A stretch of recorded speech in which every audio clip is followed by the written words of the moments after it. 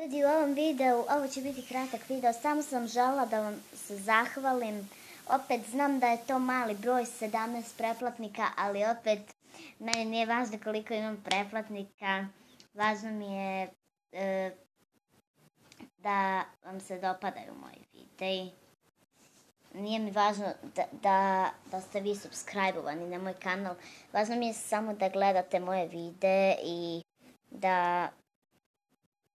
Uglavnom, znate, idemo, možda ćemo nekada stići do 100 subscribera, pa nekada možda i do 200 i eto sad, molim vas, pomozite mi da dođemo do toliko subscribera i ja ću se mnogo više truditi, vi se mnogo više trudite da ocjenjujete moje videe i hvala vam mnogo na svemu. Pozdrav!